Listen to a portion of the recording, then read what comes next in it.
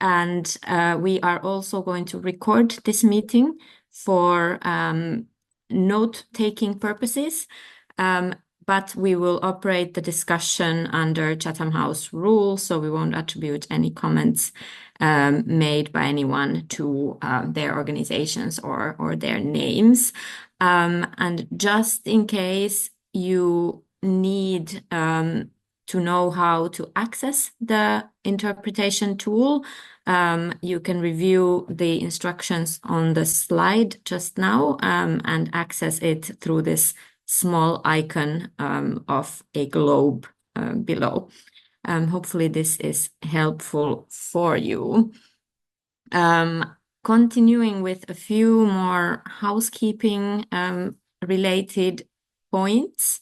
The Global Battery Alliance is a multi-stakeholder alliance, and we are fully pre-competitive as to our engagements across industry, from mining companies all the way to recyclers. And in all of our meetings, we ask participants to please acknowledge and abide by our antitrust compliance guidelines. That means to not discuss any commercially sensitive information, etc. So we are reviewing those at the start of all of our meetings. Thank you very much. And with that, we can progress to today's agenda and an official welcome to this meeting. And thank you again to everybody who has joined in the last few minutes. My name is Kaisa Toroskainen. I'm a program manager at the Global Battery Alliance Secretariat, and I'm joined by my colleague Alessio Misseri from the Secretariat as well. And once more, would really like to welcome you all very warmly to this consultation meeting. This is a really important moment for us, a starting point for engagement with Indigenous peoples, organizations, rights holders, as well as their international partner organizations. And we truly value your time today. We're also joined by First Peoples Worldwide, Kate Finn and Nalori Chakma. First Peoples Worldwide is one of the GBA member organizations, and I'll shortly hand over to Kate for a few words from their perspective to how they have been contributing to this work so far. But just to finish with the introductions, indeed, the Global Battery Alliance places really great importance on the issue of Indigenous peoples' rights within the entire battery value chain, the scaling of investments in battery production and all the previous phases in the value chain, including extraction of critical minerals, is placing an enormous pressure, of course, on Indigenous peoples, but also providing some opportunities. And we view it as one of the key primary issues that it merits more attention, and also more of a shared understanding of what are the responsible and expected ways to engage with Indigenous peoples throughout the value chain. So we hope that with the Battery Passport, which is a tool that aims to provide transparency to supply chains of batteries overall and also their sustainability performance, we can make a small contribution to this this transparency and this improvement of standards and practices on how investors engage with Indigenous peoples. With that, I would like to indeed give the opportunity to Kate Finn from First Peoples Worldwide to share a little bit how they have been engaging with the GBA so far. Thanks. Thank you, Kaisa. My many thanks to the GBA for hosting these consultations and for creating this space for everyone here to discuss the priorities and concerns of the Indigenous Peoples' Rights Rulebook within the Global Battery Alliance. Again, my name is Kate Finn. I'm the Director of First Peoples Worldwide at the University of Colorado at Boulder. Our work is to build bridges between Indigenous peoples and the private sector and to build the business case for free, prior, and informed consent. Premier and importance in all of that is making sure that Indigenous people's voices are heard, and not just heard, but really integrated into systems just like this, and making sure that there is respect for free, prior, and informed consent, but also respect for self-determination all throughout the private sector. And in importance here as it comes to transition minerals. Looking, of course, at the fact that transition minerals are located, many of them on and near Indigenous peoples' lands, we know that supply chains are going to have an incredible impact on Indigenous peoples throughout the supply chain, whether it's in the mining sites themselves, on the lands, territories, and resources of Indigenous peoples, but also through production and recycling throughout the entire supply chain. So being able to track these minerals, being able to understand where a battery comes from and whether free, prior, and informed consent has been respected along that entire supply chain is very, very important. And this is what drives us to participate as a member organization with GBA and to be able to work with them through their working groups to strengthen their approach to Indigenous peoples. So just by a quick way of background, and I know we'll jump into here a little bit more, but the Battery Passport really is a digital label that tracks the entire life cycle of the batteries. And our hope is that the Battery Passport will provide transparency and accountability about those minerals, but transparency and accountability in a way that Indigenous peoples can understand and see the entire supply chain. They can understand what is being tracked, what is being recorded, and what companies are disclosing about their impacts on lands, resources, and communities. So our hope is that this will be a useful source of data and information for Indigenous people. Everyone here to please to make sure that this battery passport and all of the information contained in it really does reflect Indigenous people's priorities. And so with that, I will just encourage everyone to please, yes, provide freely your inputs so that we can continue to hear from all of you as to this passport. Thank you, Kaisa. Thank you so much, Kate, and really an enormous thank you again from the GBA to the First Peoples Worldwide for their inputs and careful and thoughtful comments throughout the process so far, and also facilitating the possibility for us to organize these consultations and invite representatives of Indigenous peoples to provide direct feedback.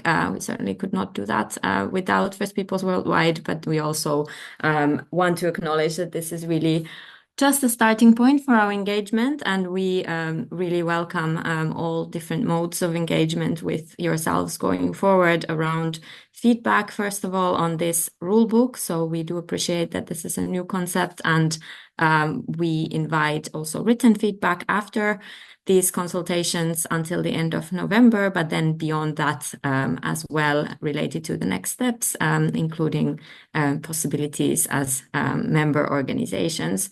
So we are certainly, our doors are always open. With that, I would like to start with a brief overview of what the GBA is and what the Battery Passport is, just by way of background. So the Global Battery Alliance has developed a vision of batteries that can power sustainable development and respond to the need to transition to a low carbon economy and electrified mobility and energy storage in line with the international climate crisis. The 10 guiding principles of the Global Battery Alliance then enshrine this vision in principles that all of our member organizations are committed to advancing. These relate to establishing a circular battery value chain to ease the burden and pressure on extracting more virgin materials and minerals, and progressively improving recycling and reuse of batteries and minerals, establishing a low carbon economy within the battery value chain, meaning reducing the carbon footprint of batteries, because otherwise, of course, the objectives with regards to climate that we are trying to achieve would not be attained. But very importantly, and especially for our conversation today, safeguarding human rights and promoting economic development all along these value chains, because indeed we don't want to get lost in something like a climate tunnel vision. There are a multitude of other impacts from battery value chains and other industrial activities on social, human rights, and other aspects. And only by making sure that these are effectively and managed in a participatory way, and also that the positive outcomes and benefits are shared equitably, can we truly say that we are on a path toward a sustainable battery value chain. So with that, on the next slide, you see the constituents of the Global Battery Alliance today. As mentioned, we are a multi-stakeholder organization, today supported by over 170 organizations worldwide, representing public sector organizations, individual governments, and intergovernmental organizations, NGOs, civil society organizations, as well as industry, from mining to battery cell manufacturing, mining, refining, cell manufacturing, all the way to car OEMs and energy storage companies, and importantly, also recyclers.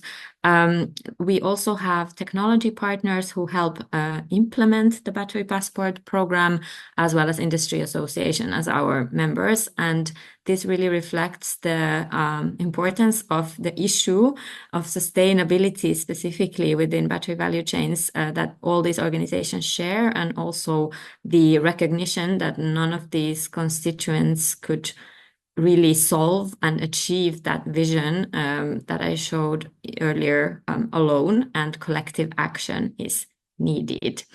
On the next slide, if we move towards a little bit more concrete aspects, the flagship platform and program within which the Global Battery Alliance is advancing our vision is the Battery Passport. It is a digital twin to the physical battery, the idea being the ability to produce a product level certification or a label that contains traceable information about the provenance. So where did the battery come from? Where did the materials come from? And connects it with the sustainability and impact data of that battery. And why do we think that this is important, and how is this also different from a multitude of frameworks and standards that exist around mining, around the different industrial processes? This is really a product level score, which allows establishing a global battery passport ecosystem with harmonized performance metrics and allowing comparability of company efforts, but also products in the market with regards to their sustainability. And this can help meet certain regulatory and compliance objectives, but importantly, it also helps with improvement over time on sustainability, addressing issues, and engagement and dialogue with stakeholders such as affected communities, including obviously Indigenous peoples. And we do hope that this is really also a tool for impacted communities and stakeholders to hold these companies along the value chain accountable and have ask questions about their operations and how they could also be improved, including indeed on how FPIC is being respected and other rights are being acknowledged all along this value chain. On the next slide, just a little bit more about how it will actually work and what is the Global Battery Alliance's role in producing the battery passport. So in the future, batteries of electric vehicles and energy storage will have this digital label, which consists of certain labeling and technical and usage data that are being defined by regulators in different markets, the European Union in the first instance, but also lots of developments towards this direction in other jurisdictions. But we at the Global Battery Alliance believe that this regulatory minimum amount of information may not yet provide sufficient transparency and a tool for comparability and accountability. So we are developing an indicator framework which allows collecting sustainability data all along the different companies that participate in the production of a battery in a harmonized way and provide more information to the stakeholders. And convert this indeed into a battery sustainability score at the product level, but also progressively incentivize disclosures also at the company and at the production site level. And finally, on the next slide, before we dive a little bit deeper into how does Indigenous peoples' rights feature in this, we want to also highlight that this framework will indeed cover ultimately the full set of salient environmental and social and governance impacts along the battery value chain.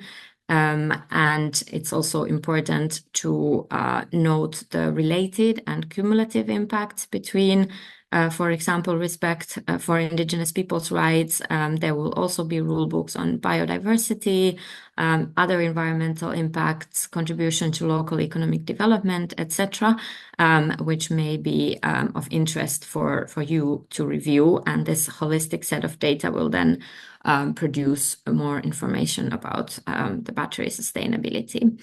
Where we are today with the production of these rule books or draft rule books and indicators, on the next slide you see the set of 7 rule books that the Global Battery Alliance has produced so far. We started with a greenhouse gas rule book that actually influenced the idea of collecting this carbon footprint data along the value chain, as well as human rights and child labor indices, and have this year progressed to 4 more draft rule books on biodiversity loss, forced labor, eco-design or circular design of batteries, and importantly, Indigenous peoples' rights, in order to be able to collect feedback from stakeholders that are have a dedicated interest in these topics, but also for your information, in order to be able to pilot and test these rule books within the real value chains and test the feasibility of collecting this sustainability data and also mapping the supply chains and connecting the two. And currently 10 battery value chains that together represent about 80% of the global battery market share are piloting these indicators, and we expect to be releasing the results in about 2 weeks' time in early November, with the hope of providing indeed a relatively unprecedented view to how this exercise can work, and also already some initial lessons on transparency and sustainability on these in these value chains. All of these draft rule books are also available on our website. So if you're interested in having a closer look at also the other topics, you are very much invited to do so. So moving on to the next slide, indeed, within the GBA's multi-stakeholder working groups, we have started drafting the rulebook on respect for Indigenous peoples' rights. And we recognize that whichever draft we produce within the stakeholders that are GBA members today, it cannot be meaningful nor legitimate without inputs from yourselves, peoples who represent Indigenous communities. And so we're really grateful for this opportunity to consult you. This rule book consists of an introduction to the GBA, of course, and also the definition enshrined in international conventions of Indigenous peoples, the key principles that govern these rights around self-determination, participation in decision-making, including free, prior, and informed consent, respect for and protection of culture and their lands, as well as equality and non-discrimination, etc. It then proceeds in describing the impacts that the battery value chains can have all along the battery value chain, on Indigenous peoples, around environment, social, and cultural issues, and then reviews the applicable regulatory and standards landscape, which has then informed the indicators on measuring responsible engagement with Indigenous peoples along the value chain, which we will then also review in more detail today. We've shared this draft with you and very much welcome detailed comments now, but also in writing afterwards if necessary. Or certainly because this is still quite a voluminous document, so we appreciate that it may be more beneficial to also review afterwards. Going forward, we've posed one or two guiding questions for our discussion. First of all, we would be curious to know if the impacts along the value chain fairly and equitably represent the kinds of impacts that you and your partners are experiencing, and if anything is missing for a comprehensive presentation. Whether the international regulatory and standards landscape, as well as sets of good practice guidance that we are referring to, is sufficient and comprehensive. And if any frameworks or guidance or principles are missing. And then as we look into the indicators, whether these cover key areas or of expectations for incorporating Indigenous people's rights in responsible value chains. And also then as we approach towards the end, how would you like to see the rulebook evolve, and how do we best engage with you on a continuous basis? So if we move forward, indeed, with regards to the Indigenous peoples, the impact on Indigenous peoples that we have mapped within the value chain, this is a set of indicative impacts along the value chain. And with this, we don't claim to present a comprehensive set of impacts, but rather to point out that these impacts indeed do occur all along the value chain, from mining to recycling, and are not only concentrated into the mining and extraction phase, although rightly so, this phase does gather a lot of attention, and that also these impacts range from environmental issues such as pollution, environmental degradation, land displacement, etc., to a range of social and cultural issues related to loss of cultural heritage, social disruptions, potential health impacts, including on mental health related to these disruptions on traditional ways of life, also on economic development and engagement and decision making. The impacts can be negative through displacement and competition for resources. But this can also be positive through promotion of employment opportunities, revenue sharing, etc., and respect towards these traditional ways of governance and cultures if they are managed properly. And therefore, there are both risks and opportunities involved. And only in consultation with Indigenous peoples can we have the right balance and present the right types of impacts to be addressed. Just to give you a little bit of an overview of how the indicators are constructed, they are based on a review of international conventions, generally speaking, on responsible business conduct, such as from the United Nations Guiding Principles and the OECD, but specifically for this rulebook on the UN Declaration on the Rights of Indigenous Peoples and the ILO Convention number 169. And as well as regional conventions that specify regionally specific ways and expectations of engagements and also rights.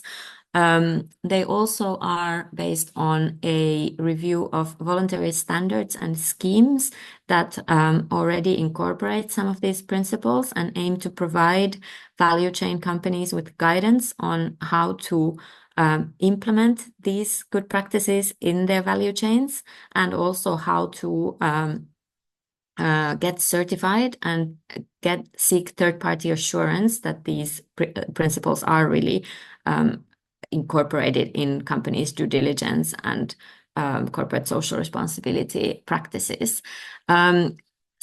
Additionally, the GBA's multi-stakeholder working groups are coming together to then jointly assess this set of norms and voluntary guidance to jointly assess which aspects are the minimum that absolutely needs to be respected, and what are some of the good practices and some of the more robust frameworks out there that can help companies do more than the bare minimum and improve on their performance. So the indicators are really a reflection of a multi-stakeholder discussion on it. But today we're very cognizant that there aren't many direct representatives of Indigenous peoples within these groups, and without having those voices incorporated, we cannot fully express the importance of those responsible ways and the expectations of engagement. So we look forward to your additions to that. I know Kate had to leave, but I'm wondering if if Nalori is on the call and would like to share a little bit how you have engaged in the working groups to provide input into making these indicators more robust.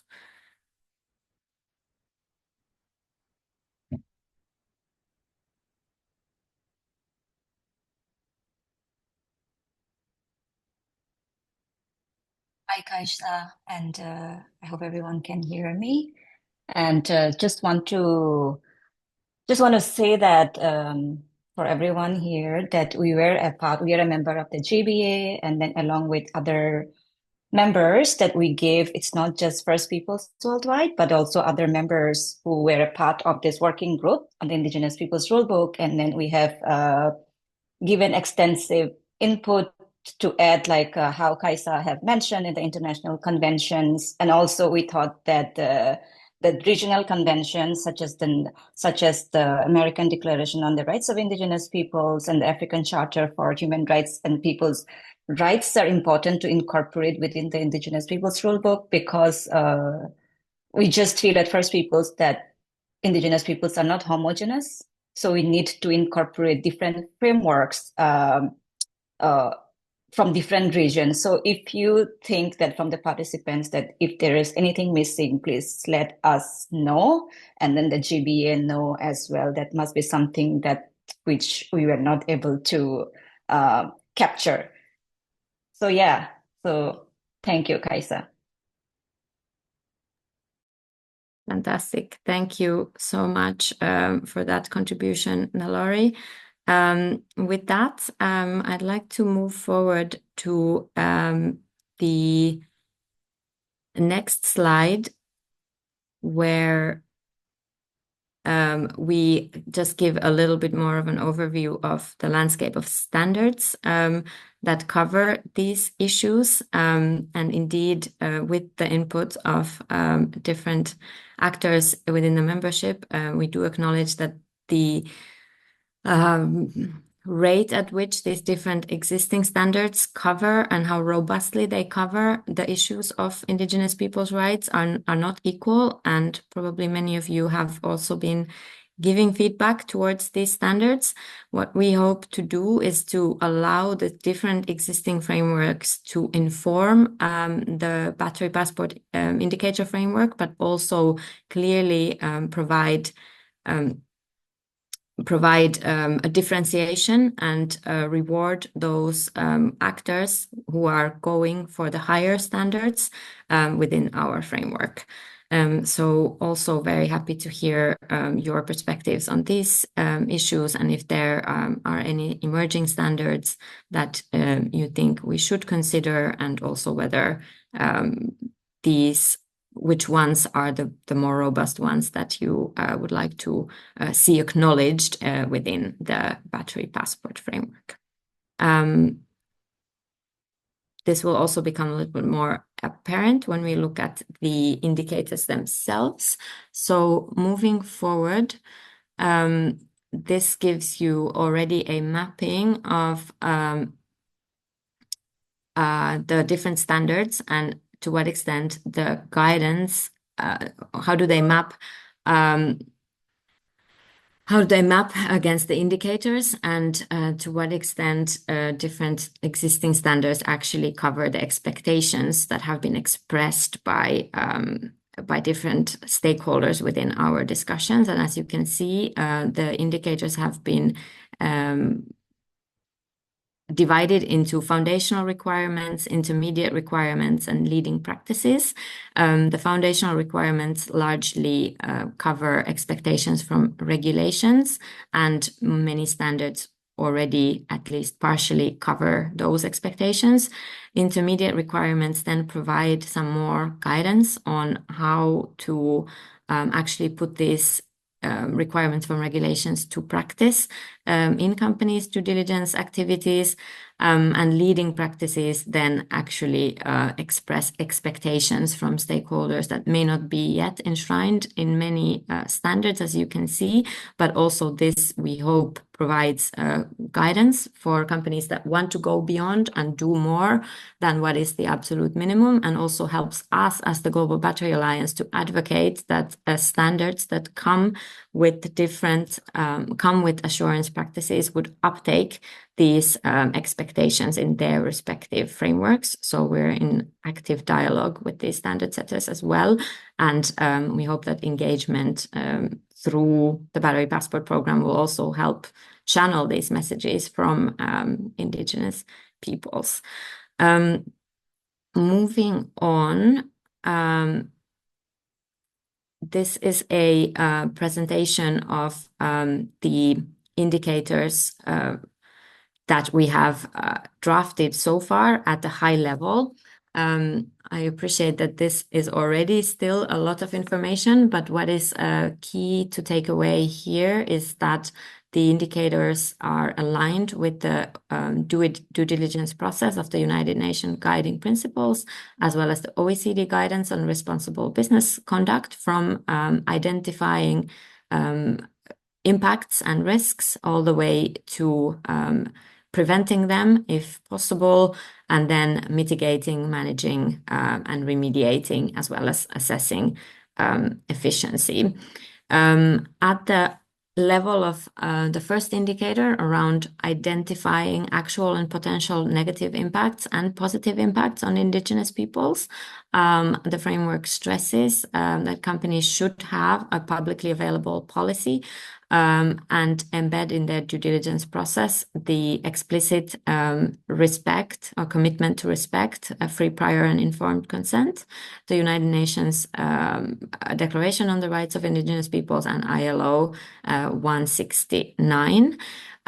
They should also use a mix of methods to identify impact on Indigenous peoples, including actual and potential impacts and current and previous impacts, and also meaningfully engage with Indigenous peoples to record impacts that take into account the identity and cultural traditions and heritage of these peoples and also the specific circumstances.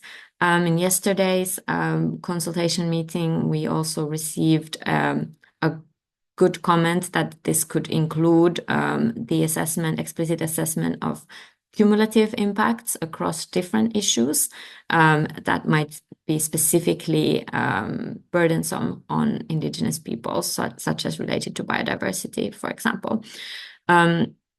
We would expect companies also to publish the results and information about the due diligence that they conduct, and including the process and the methodology, and who were engaged in the process, but of course respecting sensitivities and sensitive personal information. Also provide resources to Indigenous peoples to participate in a meaningful way in this impact assessment process, and publish the number of actual incidents and violations that may occur. Related to then engaging throughout the value chain in a meaningful way, the indicator 2 promotes respecting free, prior, and informed consent as a process throughout the value chain, including the right to give and withhold consent, and not only something that can be a one-off touch point. It promotes disclosing information about potential impacts and the rights of Indigenous peoples to then have recourse in those situations under national and international law, whichever is the more protective, always recognizing that Indigenous peoples have this right to self-determination, even in situations where their national governments may not recognize this, and jointly develop an FPIC protocol specific to each circumstance and each community that they are potentially having an impact on, that takes into account the specifics of that specific community, and disclose information about this FPIC process in a manner that has been jointly agreed within this protocol, as well as seeking Indigenous peoples' legitimate representatives' formal agreement with the protocol as well.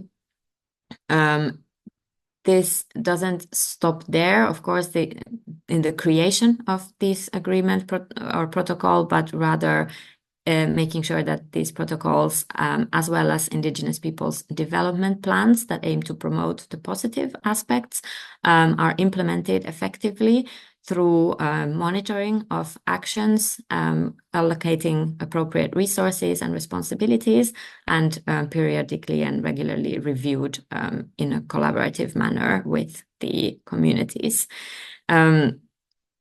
On the third indicator, which relates to mitigation of negative impacts, first of all, companies are requested to respect the mitigation hierarchy and always focus on preventing impacts if they can, and if they cannot, then mitigate or manage or minimize these impacts. And the ways in which this can be done responsibly is to engage with Indigenous peoples throughout the planning of any preventive and mitigation actions, and recording those also into the FPIC protocol and seeking formal agreements. requiring the same principles to be upheld in the supply chain through contractual means and others, and also provide support to suppliers via training and resources, so that if corrective actions and this support does not lead to sufficient action, then cease engagement with those suppliers, and constantly monitor effectiveness, including through independent means. And then also support actively opportunities and benefits in a collaborative manner that is relevant to that specific Indigenous peoples. In comments and consultations we've had so far, we've had lots of feedback specifically on the role of promoting positive impacts. Some very supportive of actually creating more specific indicators on how this can be done and measured as well, whilst others cautioning on promoting too much of the positive, whilst the negative impacts don't yet have a fully agreed upon way of governing them. So I would also be very curious to hear from this group to what would be the right balance of allowing the positive impacts to be promoted, but also ensuring that we don't cover or take attention away from making sure that the negative has been appropriately addressed. Finally, on the fourth indicator, we have access to remedy, which should take place through having a grievance mechanism in place, which has been properly informed and is accessible to Indigenous peoples for recording and channeling any violations that are recorded to management and remediation. This grievance mechanism should come with policies that protect community members against retaliation, and also do not that confirm that anybody who makes a complaint don't waive their right to seek recourse via judicial means as well. And also respecting FPIC and consultation and meaningful engagement with Indigenous peoples on the remediation actions, making sure that they aim to restore Indigenous peoples to a situation where they would have been without the negative impacts. And documenting all of these complaints and making it publicly available for accountability as well, including, importantly, providing resources, including legal advice or resources for obtaining legal advice, so that these parties can take part in any negotiations and discussions on an equal footing. And finally, to engage with Indigenous peoples to develop and document and implement a remediation agreement related also to past activities where FPIC or other negative impacts may not have been fully respected. This is a lot, and this is still only a summary of what is in the rulebook itself. But we did want to provide you a little bit more of actual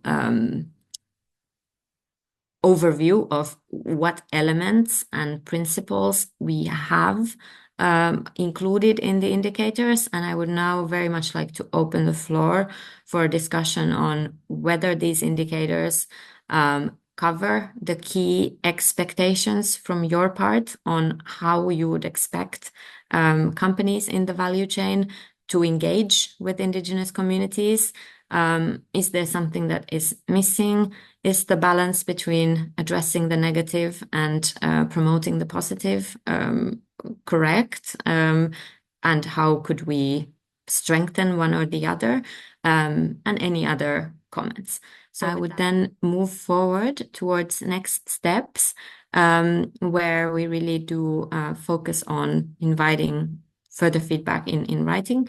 Here you can just see an expose of what the indicators in the rule book look like. So it is more detailed than what we just reviewed. So I do invite you to take a look at the actual draft document and review if elements that you find important are covered. And if not, then also provide feedback to us. We can move to the next slide.